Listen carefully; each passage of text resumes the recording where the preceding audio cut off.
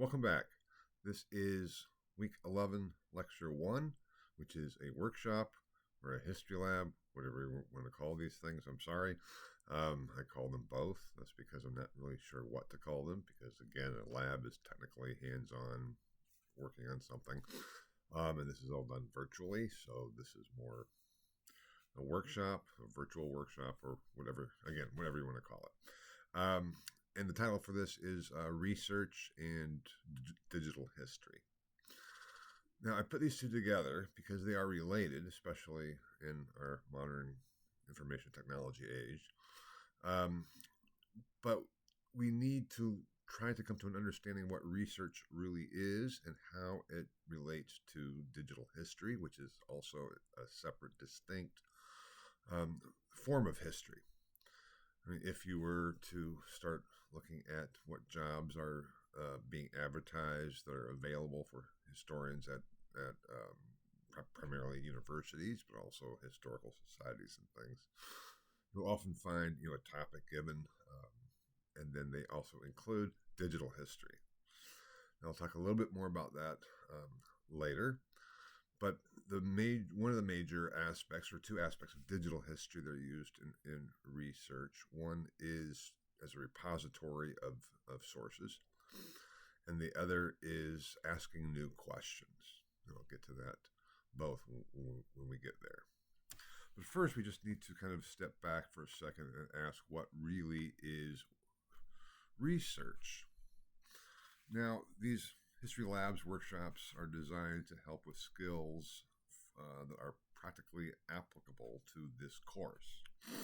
There is no research paper for this course. Your term paper is not really a research paper. Can you do research for your paper? Yes. Is that encouraged? Not necessarily, because as I have tried to explain, the basis for your grade for the term paper and for your exams is the course material. And Plato's Republic, as the basis of your term paper, is assigned. So it's not necessarily that you're doing research. There are two types of research, or two significations of the term research. One is the general sense, which is almost the same as looking things up. If you don't know something, you need to do research to find out what it is. This can be as banal as what is the date of the Treaty of Verdun, which I hope you know by now. You could Google it. That is quote-unquote research in that very broad general sense of looking something up to find out about something. But it's not all that different from, let's say, I don't know anything about Sudan. So you start doing research on Sudan. What you might do, again, is Google Sudan. And then you'd find various sites talking about Sudan. You'd read about it. You might even find references then to the library. Now, we have to keep in mind that digitalized resources are relatively new.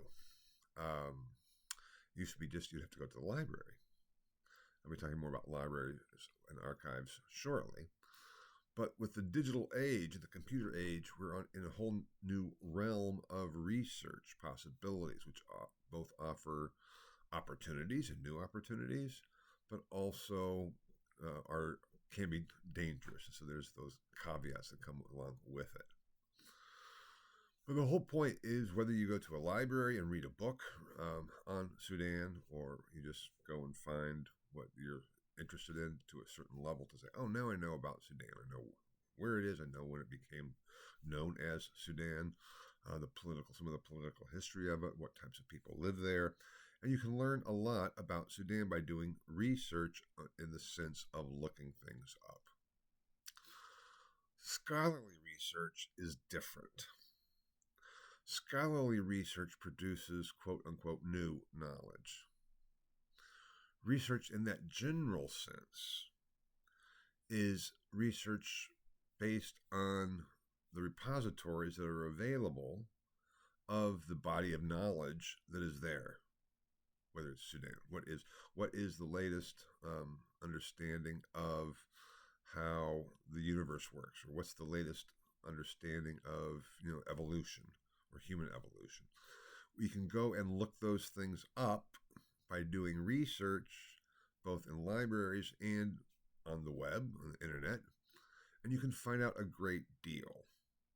That's all based on what is known. Scholarly research seeks to contribute to that body of knowledge, that repository of knowledge. Now that gets to be more philosophical, because what is knowledge? And is there really anything new under the sun? And especially with history, isn't it such that everything is already known because it's already happened? Well, I've addressed those issues previously in the first part of the course. That's absolutely not the case. There are a lot of sources, a whole body of sources that have never been looked at. And that gets into the issue of meaning and significance, and I'll be talking about some of those things as I go through, as I've talked about them before. But the issue is, what is already known, what's the state of knowledge, as it's called, and then adding to that and changing and altering that.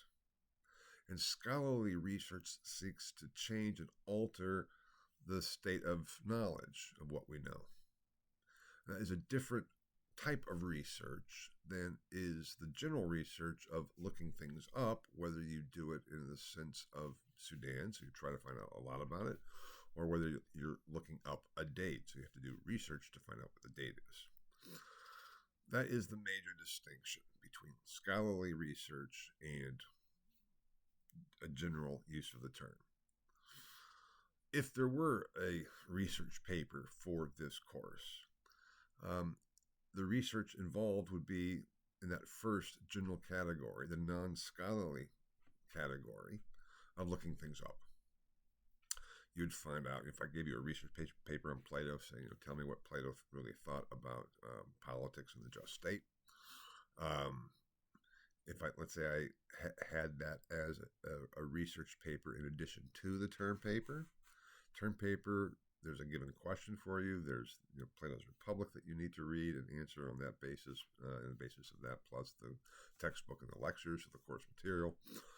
But if I gave you a research paper on Plato's political views in context, you would need to search for it, to find out about it, because that question cannot be answered based on the course material.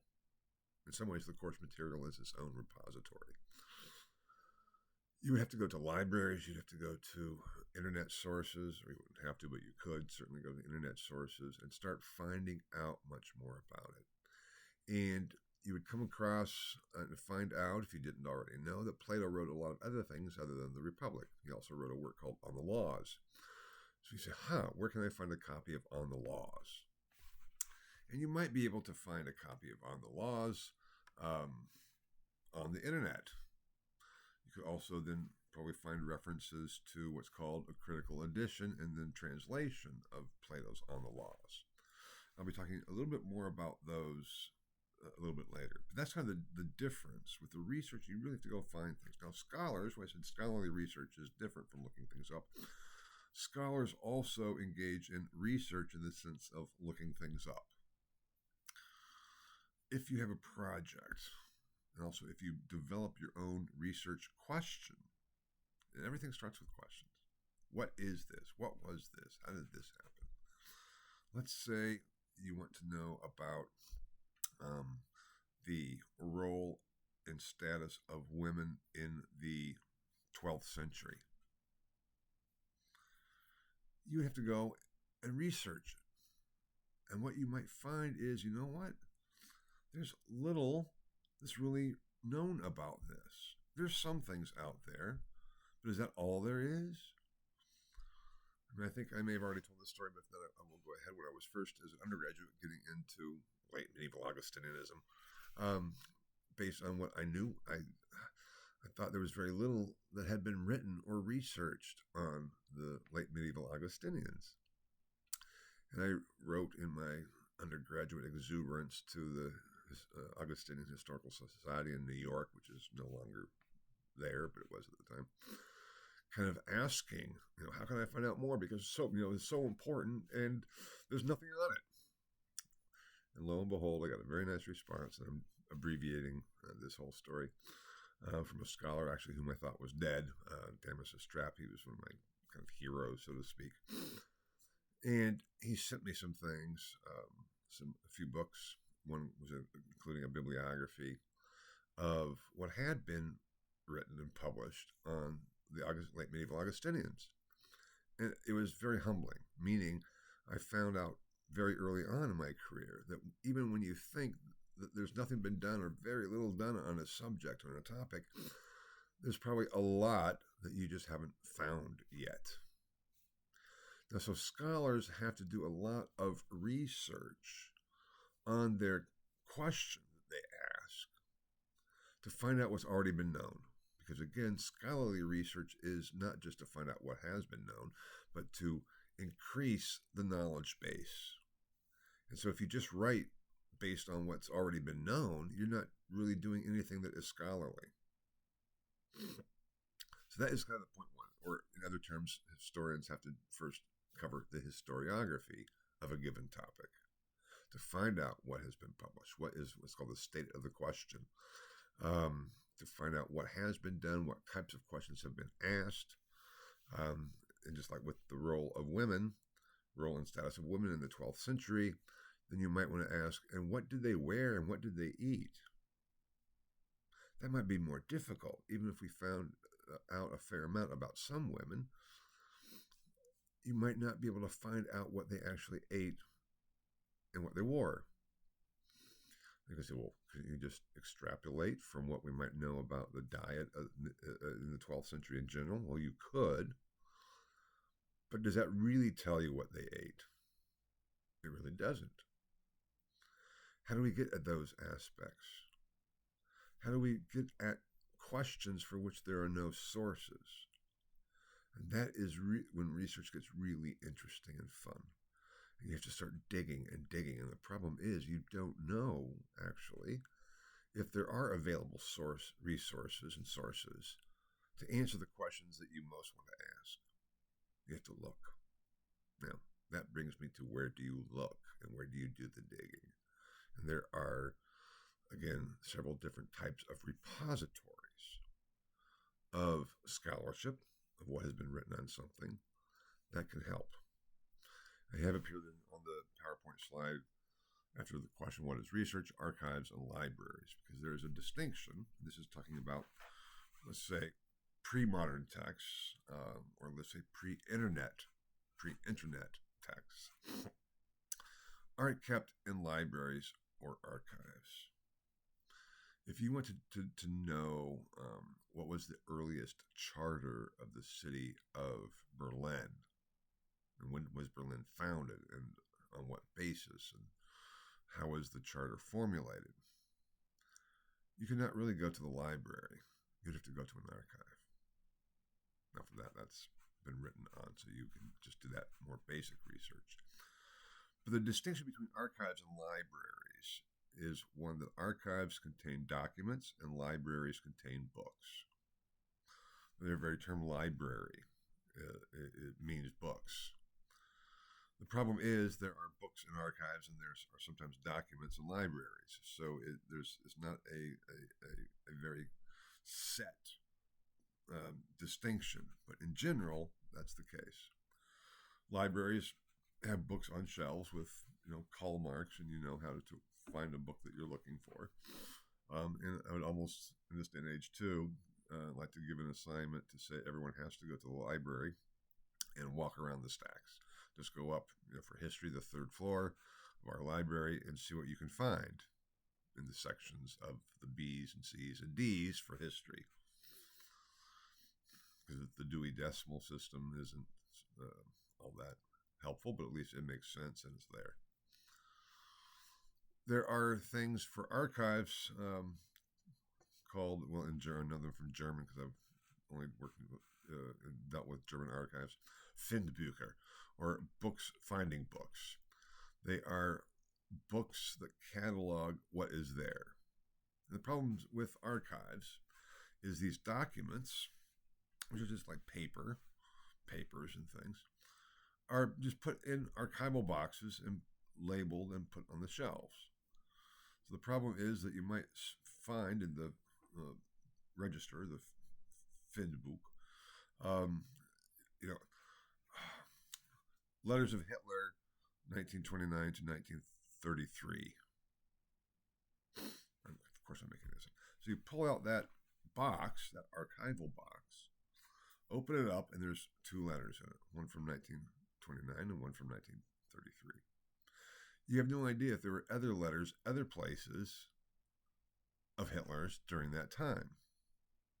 You don't know if there are other extant letters anywhere of Hitler during that time. There could be, but in this particular archive, that's all they have. And so you think, great, I have it here, but you don't. There could be, ordering for the German army in 2025 or 1925. You take that off, and then you have receipts and orders. It's like, what do we do with this? What do we do with this material? That's where research gets really fun. In archives, you can find a lot of things that have never been researched. Now, I think I may have told this story before, but here I'm going to tell it again. 1990, I think it was. I was part of a group of young American graduate students who were selected for a program of the German Historical Institute to go on a paleography, which I'll talk about in a second, and archival trip in Germany. And we were the first people to get into the archive in Potsdam. Potsdam is a suburb of Berlin. We were the first Westerners allowed in there. And the archivist took us down to this room, rather small little room. It's called a Magazin in German, where all the documents were kept, the archival materials in archival boxes. And it was filled with documents, meters and meters. And in archives, the documents are measured in meters, which means how many meters of shelving of these archival boxes are there. And one scholar can't get through all that many in their lifetime. This is a room filled. I mean, it's a small room, yes, but so it's filled with boxes. And so that one scholar could never get through them all. I never get through and read them all and study them all and process them all. And the archivist told us these are all from the Nazi period. And they have never been looked at. Now, the Nazi period, as I think you either know or would assume, has been one of, if not the most researched areas in history. And here was a whole room filled with documents that had never been looked at. And the question is, why? Well, all kinds of reasons why. No one just had thought to. Maybe the German scholars knew that there were things in there, or could be things in there, that they didn't want to become known. Excuse me. They said we were the first Westerners to be allowed in, so Western scholars couldn't get in there to look. It could just be that everyone assumed that they were all unimportant and would not affect our understanding of the Nazi period at all. They might, tell us how many shoestrings Hitler had ordered in a given year, which could be actually interesting. That could be a very interesting question if you pursue it further. As such, Der Fuhrer ordered another 500,000 shoestrings. Okay, is that of insignificance? Not necessarily. Number one, what type of shoestrings? For military boots, for army boots, for dress shoes? What were these shoestrings for? What types of shoes? For whom were these shoestrings? And why did he need that many? I mean, for the army, obviously you would need a lot. But you don't know what those shoestrings are unless you could identify it. And then you have to say, okay, here are the order numbers. Let's try to go back and find out. Can I find the purchase order? Can I find the production and correlate those to what items are actually being ordered? Which would take a lot of more digging if you could find it. Often companies have their own archives. So there are all kinds of different archives where you can go to and look. But it's a very time-consuming and painstaking process. And then you could say, oh, but Hitler ordered, um, 1 million shoestrings only 6 months previous. Why would he need a lot more? Troop movements, for example, deaths, for example, whatever reason, or mobilization all of a sudden. So there are all kinds of questions that something as seemingly innocuous and of no meaning whatsoever as shoestrings could have a major impact on how we understand some of the details of the time. But we don't know because no one's looked. Now, I don't know if anybody has actually gone in there and looked since we were there in 1990. But that's the point. Research is looking at documents that have, or books or whatever, that have never been looked at before, sources that have never been researched, even though they're there. You can't research sources that aren't there. But you can research about sources that no longer exist. So it gets to be this investigative, almost, detective story of trying to put things together based on very little evidence. And you can't really dismiss any possible evidence because any piece of information could potentially reveal a whole lot. So archives are the repository for documents. I mean, I don't know if any of you are into family history. I am not. But especially after the death of my father, because that was my mom died and then my dad died, grandparents had died.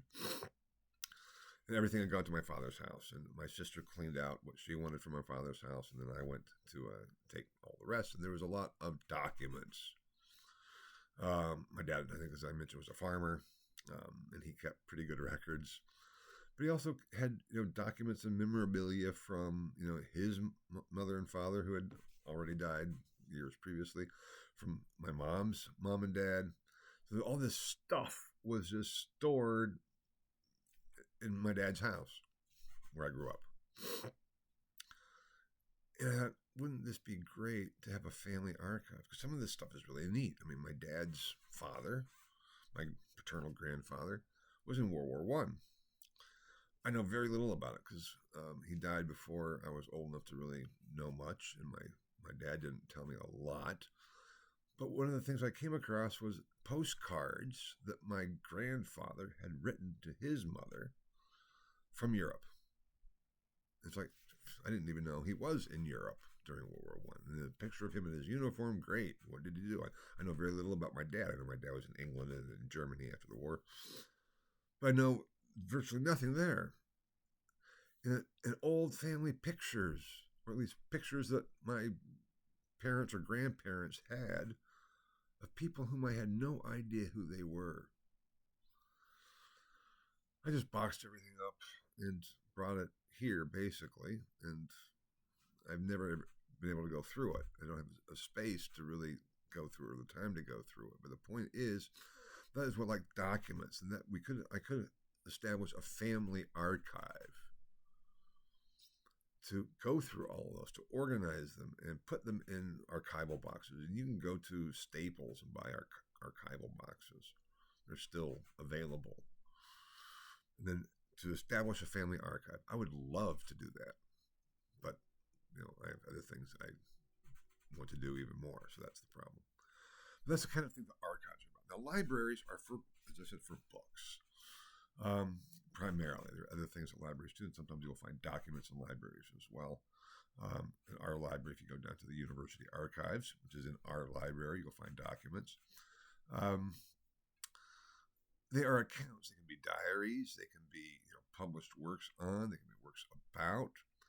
They can be both published books and manuscript books. And for the further you go back in time, before printing, it's all handwritten books. There's still handwriting of books and manuscripts that can be either in libraries or in archives of authors thereafter. And the question then becomes, what do we do with these things? How do we use them for scholarly research? And that gets us to the problems with texts. Now, I already talked a little bit about the problem with archives and with texts. What is it that we're looking at, and what is it that we're reading? I think I talked a little bit about Plato's Republic and exhorted you and told you should read the introduction because that tells you what it is a little bit that you're reading. You're not reading Plato's Republic. You're reading a translation, one given translation of a critical edition of Plato's Republic that was originally written in Greek. Textual transmission is never straightforward. There are manuscripts. We don't have Plato's own copy that he wrote with his own hand. We have copies, so how do you know what is being copied? How do you know what is being faithful to what Plato actually wrote? I could give all kinds of examples about this. And so scholars have to compare the different textual witnesses and make judgments on some philosophical basis of what is the text in a critical edition. And if you've ever seen a critical edition, I wish I could show you. If it's an in-person class, I would bring examples along, something called the Apparatus Criticus, just in Latin. But you can find them also in modern editions of authors. And I don't know if any of you know Professor McKibben Kaufman. He's the editor of the Frederick Douglass papers, and he's been editing the papers of Frederick Douglass for years and years and years. That's his, one of his primary tasks here as his named professorship. And he has students working for him as well at times. So if you're interested, he also has a course that he's offering this semester with the name History Lab. It meets in his office because there's only like 5 people in it. One of my students is also in this course. And it's a fantastic opportunity to kind of see what it is that scholars actually do. And even with Frederick Douglass, you have the handwritten accounts, you have the early printed accounts. What is the relationship there? And you have to compare. And so there's still critical editions of modern authors. Hemingway, there's critical editions of Hemingway. Shakespeare, my God, there's all kinds of critical editions of Shakespeare. There are good critical editions and bad critical editions. To come up with, quote unquote, the text of the author. But what is that text of the author? Well, that's what the scholar who puts the critical edition together says it is, even though they give good critical editions, give what's called variant readings of the other witnesses to the text, so the reader, the scholarly reader, can discern, okay, the editor has chosen this wording, but there's other evidence down in the critical apparatus that indicates that it could possibly be that this variant reading was actually a more authentic reading. Then you get into the issue of versions. A text that I edited, I won't go into all the details, but of Jordan of Quedlinburg's exposition of the Lord's Prayer, edited and translated. Originally published, meaning made available in 1327. No, I can't even say that. The earliest manuscripts say that these were lectures he actually gave in 1327 when he was lecturing on the Gospel of Matthew. The text circulated as an independent treatise, Exposition of the Lord's Prayer. So there are manuscripts of it with that title. Later, Jordan incorporated those lectures into a larger collection of sermons of his Opus Postularum, which had 460 sermons. So they comprised 10 of those 460 sermons. And when he did that, he changed things. And so you have all these different versions of a single text. And then there is this other scholar, Ludolf of Saxony, used Jordan's work without citing Jordan. And Ludolf was quoting, when he's quoting passages from Jordan, even though he's not, again, saying it was Jordan, he's using a version in between that original version and the version of the sermons. So there was another step along the way. Or was he simply using a variant possibility? Because this is all done by copying. So the process of reconstructing the text is difficult, not for all kinds of reasons. Also, various changes the authors made. Is the last change, the last version of a text, the most authentic? And if so, why? If Jordan in 1327 was relatively young, and it's by 1380, this collection of sermons, probably by 1370, He's a lot older, has a lot more experience. So is that the authentic, or is the early youthful version the authentic version? Who knows? Who are we to say? It also depends on what questions we're asking. If we're asking what was being lectured on, what did Jordan lecture on in Erfurt in 1327, the early version is going to be more authentic than the later version. If we want to know what is the version of the text that got the most audience, that was read the most, that's going to be his Opus Postularis sermons, because that was printed and spread and was all over the place. So how do we reconstruct that text of Jordan? That's the question that we have to ask ourselves. And it is very difficult, painstaking work and labor, but it is it's the really foundation of historical research.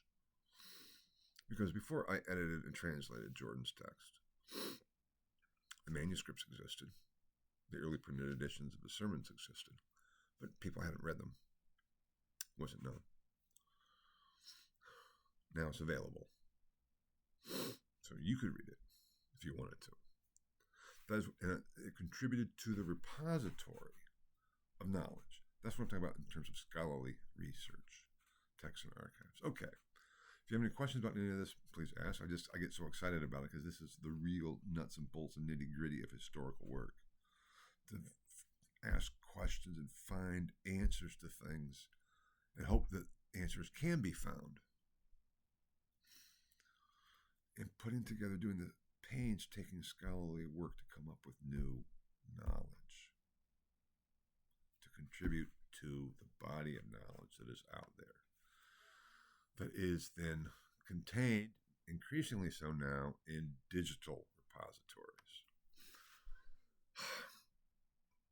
Not everything is being digitalized, but there is a lot of material from archives and libraries that have been digitalized.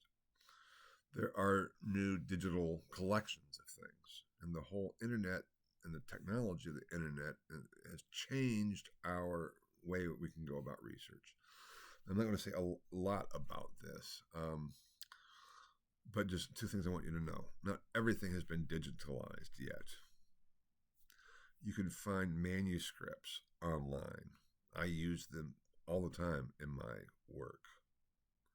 Right now, the project I'm working on right now, I have manuscripts from Munich and from the Vatican Library that I'm looking at. They're online. I just call them up on my computer. I can transcribe them. And that makes my work so much easier. Before digitalization, you'd actually have to go physically to those libraries. So I can do in a week of work here what would take me more than a week over there, because also if I want to compare, because this is one of the things I am doing, comparing, because it's a manuscript in the Vatican Library with a manuscript in Munich of the same work. This is Giles of Rome's Synthesis Commentary. And that's what I'm working on. I would have to first go to the Vatican Library and make my transcription. And then I'd have to go to Munich Library and then bring my transcription and compare it. Here on my screen, I can just go back and forth. So the digital age has transformed how we worked. Even going back to as a graduate school, I was in Tübingen, and there was the Institute for Late Medieval Reformation in Tübingen. And one of the major projects of why the Institute was founded was to do an index of all of Luther's works. This has started in the mid-60s, and we're still going on. And they're down, the Institute was housed in an old house, and down there in the basement, numerous rooms filled with card catalogs. The card catalogs had individual index cards. What they were doing, and Luther wrote a lot. I haven't talked about him yet, but I will next week or the week after anyway. There are 59 volumes of his writings, plus his letters, plus his what's called his table talks. It is a lot.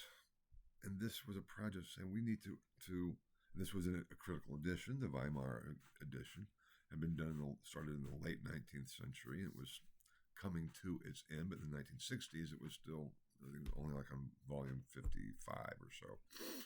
No, 57. Anyway, point being, they hired people to sit and go through all those volumes, noting down every time this word occurred. Painstaking work. But when you think about how valuable of a research tool would that be? Huge. That was the legitimation for the project, for the institute, and for why the German government was funding it. It was a means to help Luther scholars or Reformation scholars or anybody who might want to sift through. How many times did Luther use the word justification? How many times did Luther use write Charles V, the Holy Roman Emperor? So there's all kinds of ways to use this, and that had to all be done, was being done by hand. It was employing numerous people, painstakingly. And a student, good friend of mine, a very good friend of mine, fellow graduate student, was there too, and he was just kind of shaking his head because he said, in a few years, this will all be digitalized. It'll be scanned. It'll be over and done. All this work will be for naught. And I thought, isn't that sad? On one hand, yes. But it's like, I don't like technology. I still don't like technology. Because it's going to affect all of this. He said, well, Eric, it already has. Do you use a copy machine? It's like, yes, all the time. Do you use microfilm? Yes, I do, all the time. Microfilm was like, before digitalization, there was microfilm, where you'd film a manuscript. So I could order microfilms of manuscripts, and I could compare them that way, because I have a microfilm reader, so I could read one and read the other without having to go to the library. So you're right, I did. Those are relatively new. Microfilm and copy machine. So that transformed how work was done. And that's one of the reasons I have such admiration for 19th century German scholars. Because, at least in my field, they didn't have copy machines. They didn't have microfilms. And the level of their erudition, that they knew the sources better than anyone else at the time, is just overwhelming. Now, how did they have the time to do all that is a question mark. But they did. It was amazing. That copy machine and microfilms changed how I did my research, or could do my research. And he pointed out, the computer is just the same thing. It's just different. And that really helped me get over the hump. And the fact that I can get, early printed books. Another edition I'm using of Giles Rome's Sentences Commentary. I'm two printed, version 1 in 1492, and the other in 1521. And I can get them on my computer too. The only problem is you can't tell everything about a manuscript or an early printed book in a digitalized form. There's certain things you can't see, so at times you still have to go physically to look at the physical object. But just to read the text, you can. It's great. So that has changed things, and it's changed how we do our work. And these digital repositories are scholarly digital repositories. And that is different from simply what's on the web. And this brings me then to digital research. Because what's on the web is indiscriminate. I may have already addressed this issue with the issue of artificial intelligence, AI, and ChatGPT, which I hope none of you will use because it's stupid. Maybe give the example already that a student turned in a paper, all done by ChatGPT, an exam, and then it cited one of my articles, but it was not an article I ever written. It's an article I could have written, but they don't think. Logarithms don't think. They just put things together. And if we allow ourselves to simply put things together, scholarly research is dead. The opportunity to contribute to the body of knowledge is dead.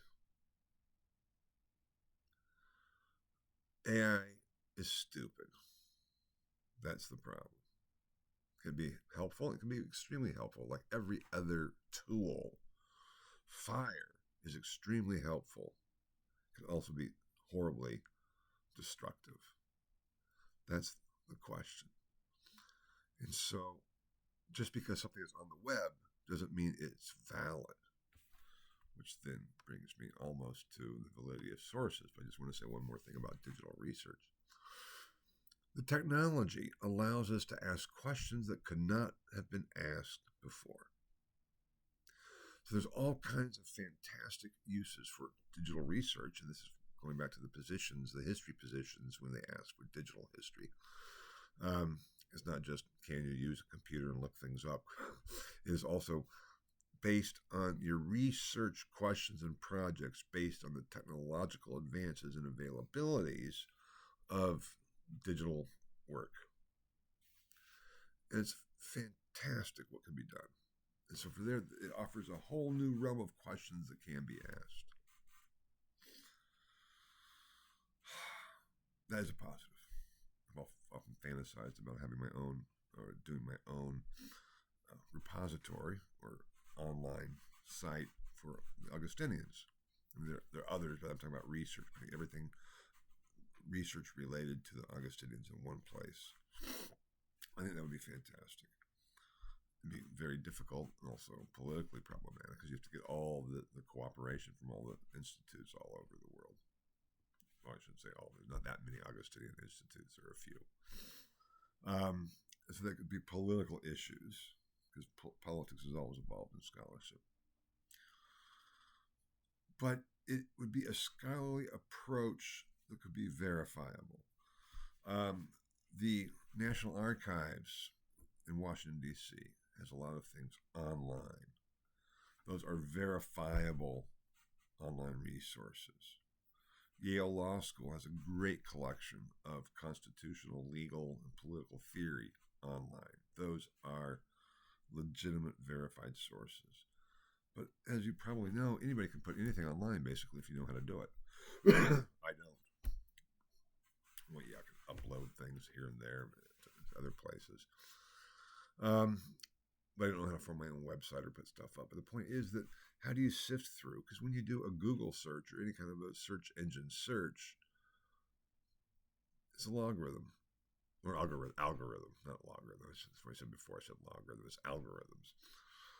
It just puts things together. It doesn't evaluate. It doesn't discern a completely unverifiable, worthless website from a extremely useful, verifiable website. And if you can't tell the difference, that's a problem. It's kind of like the old saying, crap in, crap out. That's why when I say don't use the internet for research, because it's only helpful if you know how to distinguish what is verifiable from what isn't. And this is not even getting into the problem of disinformation. But that too adds another layer of problems, because how do you tell what is accurate and what isn't when it's all on the web? The web is not a source. The internet is not a source. It is a tool that allows you to access various repositories of sources. Never cite to me, in any case, but I'd say to anybody else, the internet as your source. I've had students do that. That's why I mention it. Where did you come up with that? The internet. That'd be like saying, where did you find that about this person? The library. It doesn't help. There have been courses and seminars in terms of the disinformation, of how to verify, fact-check information in terms of the disinformation. And it can be very difficult because websites can look perfectly legitimate and seem to have this scholarly aura, but are not. They're not scholarly. They're political, propaganda, ideological, or whatever, or maybe even they're up there just to play with people. But legitimate websites of legitimate academic institutions can be relied upon. The resources of the library can be relied upon. The digital resources that the library has on their webpage can be relied upon to be verifiable. Now, for example, JSTOR. I don't know if anybody knows JSTOR. The library subscribes to JSTOR. JSTOR is a database with digitalized copies of journal articles. It's a fantastic resource because we can come up with journal articles, for journals that we don't have. We have to go to different libraries or ask for interlibrary loans. JSTOR, boom, there it is. JSTOR is a reliable search engine. That's not to say that everything on JSTOR is reliable. You can still get crappy articles. So there's that other layer of verification to know what it is you're dealing with, to know the quality of the information that you're coming up with, to know how do we evaluate the sources and the resources that we're using. And in that sense, the internet has made things infinitely more difficult, because when you go to an archive in Europe, or when you go to one of the European libraries, you get a manuscript, you get an archival box, you don't have to worry about those types of things. Here you do. It's just something that you need to factor in as you're doing research, whether you're looking something up or whether you're doing actual scholarly research that will contribute to the body of knowledge. Now, in some ways, that is what I wanted to say today. Signification and meaning, I'm not going to talk more about that. I was getting at, how do you verify? So you can just kind of forget signification and meaning, because except for the fact that so often what something signifies is taken as what it means, which is not the case. When you're reading a document, when you're reading Plato's Republic, and this is where it does apply, we all should be able to agree what the text actually says. That is what the text signifies. It signifies that someone translated, the Waters translated this. What does it mean? It means that Oxford University Press thought it was important enough to publish a translation of Plato's Republic, or thought they could, make money on doing so. Robin Wells is an excellent scholar, translated it. Does it signify or mean what Plato actually thought? Not necessarily. That's the question and the issue there. And that is a question we have to ask all of our sources all the time. And what is the difference between the signification and the meaning?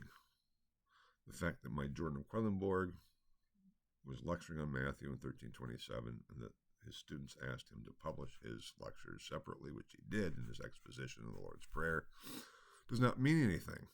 That's all in the realm of signifying. The text says, as his students asked him to publish it separately. That we can agree upon. What did that mean? It means nothing as such, other than that is a quote-unquote a fact. What it means is, they thought it was important enough, they wanted it separately. They wanted to be able to use it. They thought it was important. They thought it would be helpful. That's all in the realm of meaning. As I've said, I think, before, if not, I'll say it here. I've written about this before. There is no meaning inherent in being, or in beings, or in things. There is signification. Things signify things. They don't mean anything until we interpret them, until we read them, until we ascribe meaning to them. And that is the task of history and the joy and excitement of it. The science aspect is putting that text together, which is still an art. It still is an interpretation of the manuscript tradition. What it all means is what we really wanted to know. But if we don't have that foundational level of work, that scientific level of work, we're not going to get the meaning anywhere closely right, if there is such a thing as right meaning. That is why this is so important. And when you're writing your term paper on Plato, I want you to think about some of these issues and questions. It's one thing what the text, quote unquote, says or signifies. What did those words signify? And then the meaning. That's an issue. And what we want to know as historians is the meaning of it all. That is why scholarly research is so important, which is not the same as just looking things up. That's what this is all about. Now, for your lab report to say how you apply this to the course, it would be the questions you ask, how you view something, how you view it. What do you start to see that there's more to it than you might have thought? You can use Plato as an example. That you purchased this book, but you could also get it in the library. There's a lot of libraries as a repository. You can talk about it, that you need to understand that this translation is not the same as what Plato thought. It's not the same as what Plato wrote. So there's that distance that we just have to factor in as we're trying to understand and interpret it. So in critical editions, that's the whole basis of what we do here. So in this sense, unlike the lecture on the timelines or taking lecture notes, which has a very, I think, clear application to this course and your work in this course, this workshop does not, except for looking things up, research the issue of verifiability and reliable sources, how to make sure that you get good information, good material, and not erroneous material or disinformation. Some of those aspects can be brought in. If you have any questions about this, please feel free to ask. I hope this has maybe been helpful in some ways, because these issues are there for every course you take, and it's there for the rest of your life in terms of looking things up, doing research. Even if you're not a scholar doing scholarly research, these issues are important. Okay, thank you so much, and I'll be in touch. And as always, if there's any questions, just ask. Thanks so much. Bye-bye.